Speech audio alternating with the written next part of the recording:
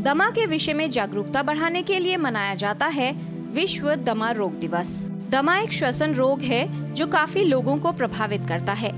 दमा से प्रभावित व्यक्ति में सांस लेने में कठिनाई होती है। दमा होने पर किसी विशेष संवेदी तत्व के संपर्क में आने पर व्यक्ति की श्वसन नलिकाओं में सूजन आ जाती है, जिसकी वजह से श्वसन मार्ग सिकुड़ जाता है और व्यक्ति को समस्या होती है।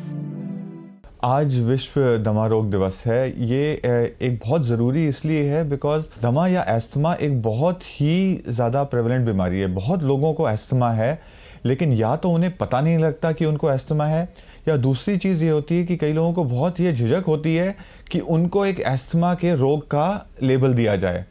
पहली बात ये समझना ज़रूरी है कि एस्थमा और दमा आज के दिन में बहुत ही अच्छी तरह से ट्रीटेबल, वो बीमारी है जिसका पूरा इलाज या पूरा कंट्रोल हो सकता है।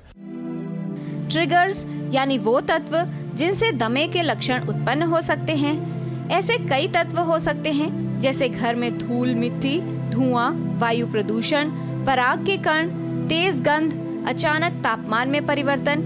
इन सभी तत्वों से दमे का दौरा पड़ सकता है। ट्रिगर बहुत ज़रूरी है समझना। जब मौसम बदलता है, कई लोगों को एलर्जी की टेंडेंसी होती है। ये अप्रैल मई का समय और जो नवंबर अक्टूबर के टाइम का समय है जब मौसम बदलता है, इसमें कई बार पोलन सीजन कहते हैं कि जो कई पेड़ पौधे हैं वो अपना पोलन भी हवा में रिलीज़ करते हैं। जो लोग सेंसिटिव हैं, जिनको एलर्जी है, वो इन समय में अब ये महसूस करते हैं कि उनकी खांसी बढ़ गई, सांस फूलना बढ़ जाता है, सीटी जैसी आवाज़ आना जिसको हम वीजिंग कहते हैं वो बढ़ जाता है।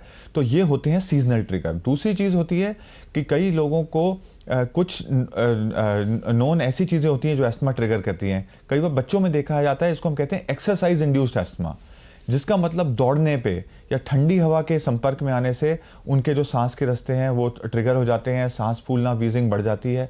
और कई लोगों को ड्रग इंड्यूस्ड एस्थमा भी होता है, या कुछ ऐसी दवाइयाँ, बीपी की कुछ दवाइयाँ होती हैं जो शुरू करने पे उनको खांसी या सांस की तकलीफ हो सकती है।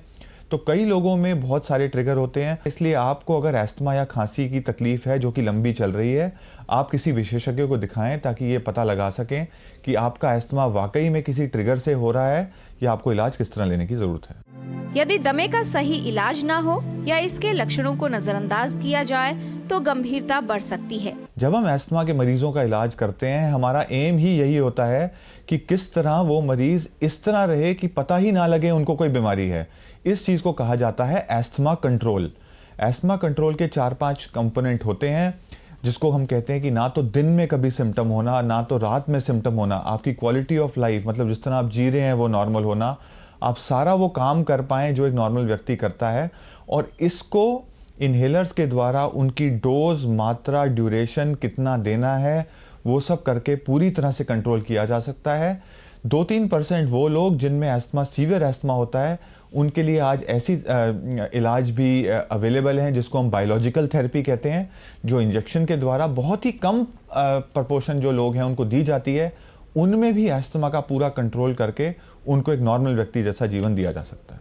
आवश्यक है कि दमा होने पर उसका सही प्रबंधन किया जाए, जिससे व्यक्ति के जीवन को बेहतर बनाया जा सके। किरण भारद्वाज, डीडी न्यूज।